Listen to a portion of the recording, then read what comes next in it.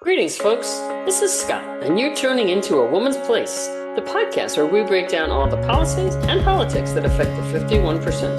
That's right, women are half the U.S. population, and Ashley and I are here to give you the facts about how today's events are affecting them. Find us on Spotify, Apple Podcasts, Amazon, YouTube, or wherever you get your podcasts. Hello, Ashley Brown. Hello, Scott Osborne. Happy Thursday. We always tape on Thursdays. Isn't that fun? I know what to say. Happy Thursday. Right? Happy Thursday. It doesn't mess us up. We're in the afternoon, which is a little different for us, but I like it. It's good. Yeah, it's mellow. Well, good. We have a lot of good stuff today. But first, I want to say another super big thank you to Elizabeth Spahn. We did her last for now of 3 talks about the misconceptions of conception. And we plugged these before because 1, we think she's so much fun to talk to, and 2, we learned so much, and 3, we get to talk about, sperms going to nightclubs and silly stuff like that, but it's all very factual. It's a So great thank you to analogy. Elizabeth. Go back and check out her talks. Yeah. Yes. All right. And speaking of fertility, we're Speaking of, we're sticking to the topic this week because as we continue these conversations, so there's so many building blocks to these discussions and the opportunities that we have, some of the impacts on women. And today's topic is a part 2 because there was just more to say.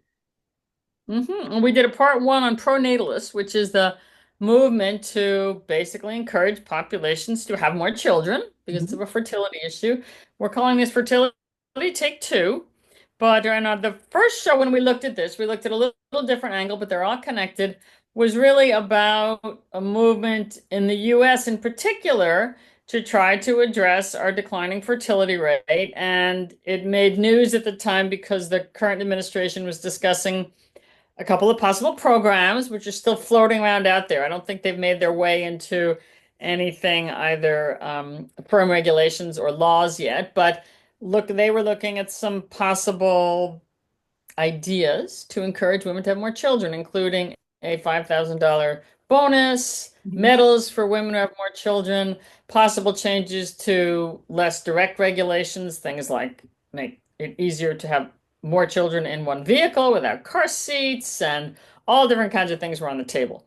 So that was prompted our first talk, but I want to say for a minute, leaving aside what some of these proposals may be or where they end up, the question of declining fertility in many countries is a very real issue that economists have been looking at for some time, demographers and economists. And it is not just a US issue, which is what we're going to be talking about, the globe today.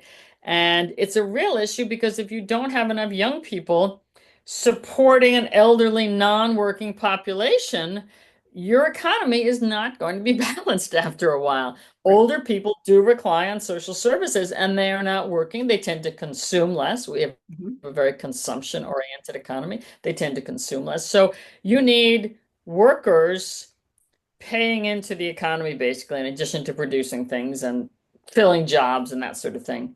We are below what's called replacement level, meaning our population does not have enough babies to replace the death rate.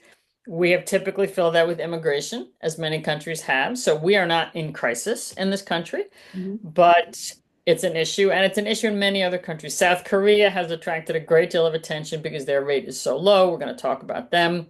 So this is a very real issue with many different opinions about it. And I was delighted to see a new report looking at just this issue. And that is what we're going to talk about today. Right. And it's not necessarily that people don't want children. Exactly. The assumptions from some of the government policies and much of the talk, and sometimes often the subtext, the kind of cultural discussions, not necessarily the exact laws, but the cultural discussion sort of looks at young people, excuse me, and makes assumptions that these are kind of selfish decisions. That's often the subtext, that there's a preference for a self-centered lifestyle, perhaps with greater consumption, that you don't have to spend spend money on children. You can spend money on anything from your pets to your personal life as you choose. There's a sense that women, I would say also men, are very career oriented. You might also argue they need to work, but they're focusing on their jobs versus family. So it's often a subtext of criticism about young people, let's put it that way, and young families, that they're not having children and the nation needs children and they're in the wrong because of that. That's kind of the subtext. And this report was fascinating because lo and behold, there couldn't be further from the truth. They looked at 14 countries, which put together is over a third of the world's population. Everything from Republic of Korea, much talked about, Thailand, Italy, Germany, Sweden, wide range of countries, Brazil, the US, India, our most populous country, Indonesia, Morocco, Nigeria. So we've got numerous continents, different countries, Different 14,000 people were perspective. surveyed. Different perspectives, different rates of fertility. Nigeria still has high fertility rates. Korea, it's very low. So they're saying, what is going on? What are young people thinking and feeling? What are their ability to have the families they want? What families do they want? And this is information that should not be politically loaded. It's across the world. Just take a look at it. And And Scott, give me the yes, name of the report just for so oh, I can have you absolutely. say it out This loud. was done by the United Nations Population Fund, which of course is the UN agency which is devoted to researching all these things. And the actual title of the report, which we have linked in the show notes, Mhm. it is the United Nations Population Fund. And let me pull up the name of the report since you asked for the exact name. I don't have it in front of me. So Sorry. that's all right. That is all right. This is called the 2025 State of the World Population Report. And so it's the UNFPA 2025 State of the World Population Report. The subtitle is The Real Fertility Crisis, the Pursuit of Reproductive Agency. Right. So that's what it's looking at. And you will probably know this because you work in this space a lot, what you think might be the reason. So what are the reasons why? Let's dig right into it. What are the reasons why young families are not having more children? Do we want perceptions or reality? Well, which would you like to start with, my friend? I do perception because I think it's always fun to talk about the perceptions and then and I guess the spoiler alert is we already know what the realities are from this report, but I do think you touched on it a bit. The I think that women often get blamed. I'm going to use that in quotes for not wanting children out of selfish reasons or career driven and get a bit of a bad rap in terms of a perception of it being selfish, not other looking at other underlying issues. And governments around the world, it's not just the US, by the way. Governments around the world are trying to come up with all different kinds of things. Mhm. Financial benefits, this, that, pressures, all kind. They're looking at how you sort of quote unquote incentivize women to have more children. That's been the approach, is if you could somehow pay them, usually it gets into. So, shocker, let's cut right to it. Why do people say they do not have the families they want? Financial issues. It has nothing to do with they want to live more career-oriented lives or some of the subtext of the socialism, but financial limitations, among them especially housing, Mhm. job insecurity or inadequate income from jobs, lack of sufficient childcare. All of these three things, three biggest things leading up to 40% said that was their number one reason. They can't really count on supporting children. Mhm. People want more children. Most people, most families want more children than the replacement rate. In the US, in fact, most people want between 2 and 3 children, which is more than the replacement rate, which is higher than families have said since the 1970s. It started to fall below 2. Now it's up between 2 and 3. That is what couples, individuals are saying they want. And why don't they have it? Lo and behold, it has nothing to do with some of these other reasons. It's because job insecurity, Mhm. costs of childcare, costs of housing, in shorthand. Well, Who would have and thought? who would have thought? And if we look at it, it's estimated that it's a just under 30 grand a year to Which take care of a child, like childcare. the cost of a child. Yep. So In the when US. in the Correct. US, yes, yes, yes, sorry. But when That's we're okay. looking at that, it's not insignificant. So when you think of how can you incentivize women to have more children, maybe creating systems and opportunities where it's affordable could be step one, or a medal. Affordability is a huge thing. So the biggest reason, and again, this is cross countries from women in South Korea, 60% say that's their number one issue. In the US, it's almost 40%. Mm. Biggest issue is financial insecurity. Another interesting issue is what's called lack of a suitable partner.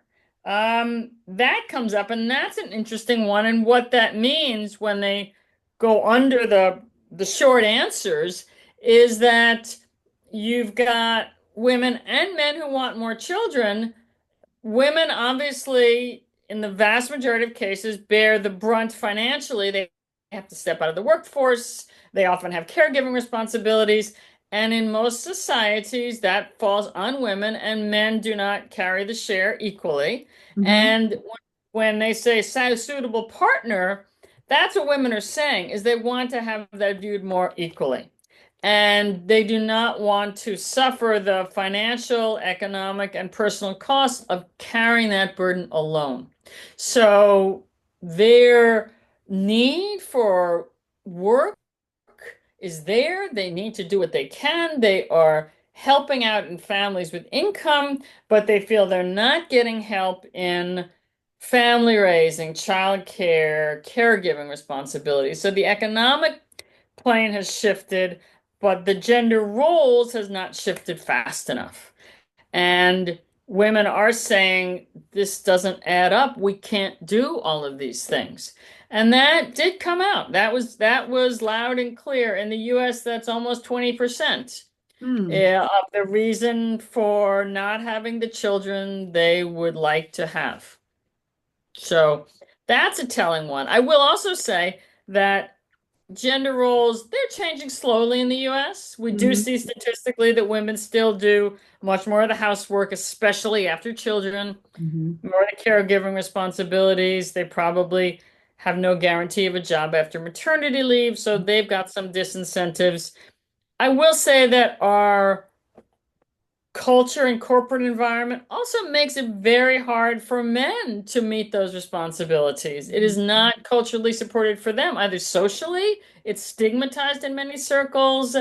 Companies don't provide family or paternity leave for men who would want to carry more of the load. So those policies fall more on women, but they're falling on men too. They're falling on families, on who want to have children. And I've even heard men talk about the availability of paternity leave, but Hmm. the underlying feeling that it's really not encouraged to take. So Hmm. even though it's an offered benefit, the number of men that actually take advantage of paternity benefits is pretty low. Yeah, And we there, have a very competitive workplaces. There's no question. yeah. And that's not going away right away. Certainly, we're in a global economy, AI, many people feel it's quote unquote coming for their jobs, Mhm. kind of a separate topic, but there is a lot of insecurity in the workplace. I get that totally. Yeah. And because there are really no guaranteed benefits, people are looking around at the larger environment and saying, I don't feel secure enough in this to have the children that I want or that we want. So that was very telling. Some of the other reasons why families, couples say they cannot have the children they want, which again is more than they're currently having. Infertility is definitely an issue, and that's an interesting one that we could talk about. Um, I I'd like mentioned to touch insufficient involvement. I want to touch on infertility a little bit because I think that Sure. that's also tied into having children at an older age. And we just finished a podcast on that included a lot of talk about economic insecurity for older women. So we know how important it is for income generation asset building at a younger age. So as women are choosing to work or even families working, pushing off the age of when they're having children. And then I think infertility becomes a bigger issue as we age as well. Yeah, I've had women say, both kind of anecdotally and it's starting to show up in statistics, that for a generation or two, we have encouraged people, everyone, men and women, get your education, get started in the workforce, get a good job. You don't have to have children when you're 17 or 18, maybe like your grandparents did. Get yourself stabilized.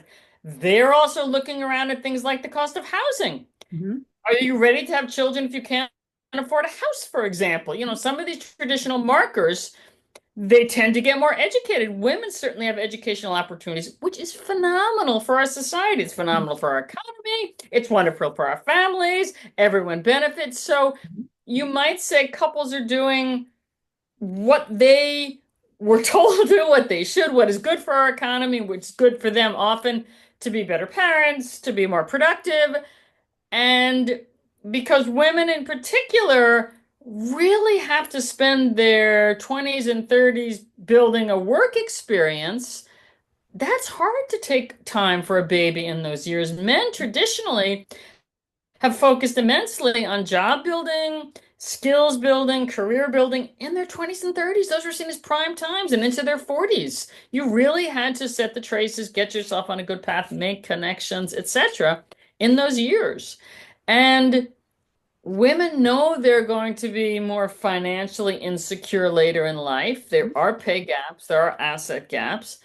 To ask them to step out in those prime working years, it doesn't add up. It just doesn't add up without some more guarantees, without more support for things like job security, without more support for things like steady housing costs. So, full circle, that means they're having children later, and you're more likely to have infertility issues. Exactly. Yeah.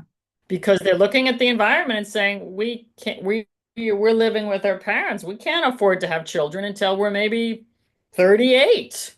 And therefore, infertility is more likely. Well, and I think another narrative that isn't always accurate is if you have one partner stay at home and take care of children Hmm. and step out of the workplace, I think if you just anecdotally had conversations, there's probably a lot of people who would love to do that, love to have the opportunity to say, I would love to be a stay-at-home mom. That's what I've wanted to do, or stay-at-home dad. But the realities of being able to support a family on a single income, it is really hard. There's a reason single parent households, in particular single female headed households, are disproportionately struggling to make ends meet. So, you know, there are lots of reasons why I think we're dealing with the declining number of children that people are having. Yeah, and what's a little bit either discouraging or humorous, depending on your perspective, of some of the attempted policies of governments. Again, not just the US, though ours can be somewhat entertaining, but really strange ones from all around the world, is they seem to demonstrate just this absolute cluelessness about the reality of lives of modern women and what women are living across all economic strata, across all socioeconomic groups. This is the world women are living in, and it just seems so tone deaf. Maybe we just don't want to deal with the real issues of things like housing costs and job security. So we kind of put the blame on this totally unrealistic topic. But I was just so struck by consistently in country after country, people saying they wanted more children. There's no question. Mhm. And the fact that when they asked people in America how many children they wanted, I think the low point was in the 70s. And then it's been climbing, and now it's between 2 and 3 children. So we are above replacement value if people could have what they wanted, if they thought conditions were right. So what do make the conditions better or conditions right? What are some things we could do? Wow, that's a good one. So some of the stuff that we have talked about is obviously job security for women who have children. So does that mean guarantees after maternity leave, certainly some financial support for maternity costs. Virtually nobody pays for that. We showed in an earlier show that a lot of maternity costs are covered by Medicaid for women who don't have other resources. So certainly support for women during that immediate birthing time. Do they have guaranteed return to their job after a baby? Childcare.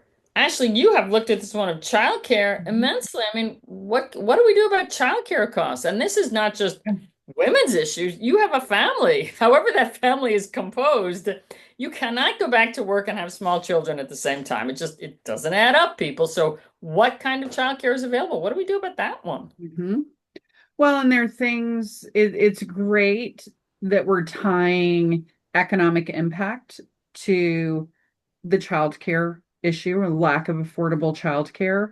And I think that that's when some shifts can happen when the whole cross sector of community gets involved. And it's not just a families issue, it's impacting employers, it's impacting the community at large. So then it's like, oh, we've got to really start dealing with this because I'm losing workers or I'm not able to, the just a basic economic impact. And we talk about the state of Florida, it was over $5 billion, the inconsistency of availability of childcare. You So, mean the cost to employers of not having reliable work because they couldn't get childcare? correct. Interesting.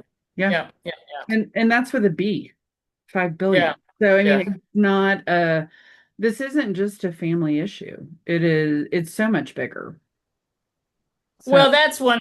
Yeah, I mean, you see, as you know, I lived in some other countries, and I remember thinking a lot about India, where the official labor force participation of women is very, very low, partly because they are almost uniquely solely saddled with huge amounts of caregiving responsibilities for the elderly, sometimes for siblings, as well as their own children, and estimates of what it would do for the economy to have more participation of women as opposed to just this unpaid labor. And it's huge. I always say that when women do better, everyone does better. It's not a zero-sum game. It's not like somebody else is suffering. Mhm. When we can help with things like childcare and help women have job reliability, it helps our economy, it helps our workforce. People with more resources buy more things. We have a consumer-oriented society. It helps everyone. So, Yeah. but do you think there's any progress on the childcare issue? Do you see? What we're I hate seeing. to ask for prognostication, but Well, no, but what we're seeing in the state of Florida is last year and this year, there have been child care bills that look at not only offering tax incentives is really Mhm. where it's starting. So offering tax incentives for employers they can do up to $300 a month to subsidize childcare for employees, and then they get a tax credit for that. There are incentives for employers to build childcare on site and working with Okay. employers to do that. Um, but again, it is how do you access it? How easy is it to implement it and manage it within your business? Mhm. So I think continuing conversations about that. And then the other piece was changing access to childcare benefits to have the income qualifications based on state medium income as opposed to federal poverty rates, which expanded the income range of Eligibility. Yeah, yeah. accessibility. So, and Interesting. those, it gets really dense when you start talking about those things, but those can make a significant difference in people staying engaged in the workforce, having quality childcare, and contributing to, it's a win for everybody. So, Okay, and I know we're almost out of time, and I want to talk quickly about housing, but quick question. Do you know? I mean, I was always under the impression that so many of these VPK programs, which mhm, is obviously a form of childcare, that there was only for like 3 hours a day, and there were attempts to make it longer because that's not practical for virtually any working parent if it wasn't even close to a full day.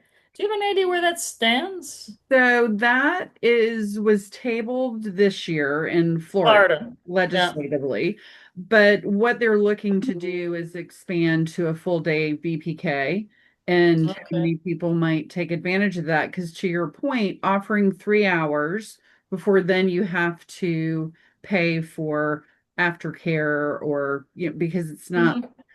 if the mom's working, they're going somewhere else, the child's going Hmm. somewhere else, is if you only have 3 hours, who's working for 2 hours somewhere? Like it's not a sustainable model. And I think that's when we look at what do we need? Like what do working families need? And it is affordability of transportation, housing, that and childcare to give you the opportunity to work. Right, and the other, of course, big budget item for families is housing, and I'm not a housing expert. We should get somebody on to talk about housing because this affects not only families but women Mhm. immensely, and that shows up repeatedly in this survey. People do not feel they can have the children they want because of high housing costs, unavailability in some places of affordable housing, and that's a huge issue. So we should get somebody who can address that for us. And there's some kind of interesting things happening with workforce housing in Hmm. our region that I think that'd be a great conversation. And I just Good. can't help it. It's the nerd in me.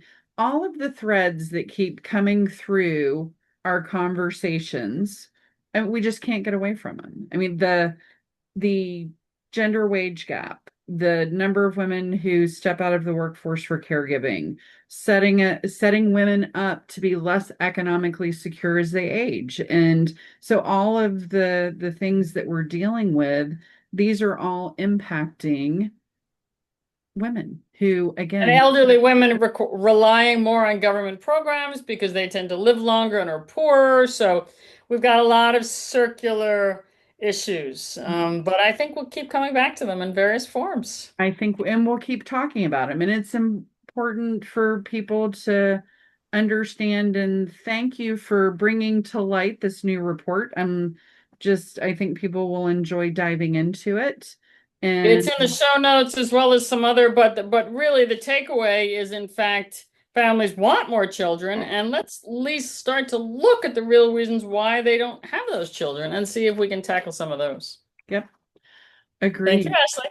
Thank you, Scott. Until Pleasure next as always. time. All right, Bye bye. bye.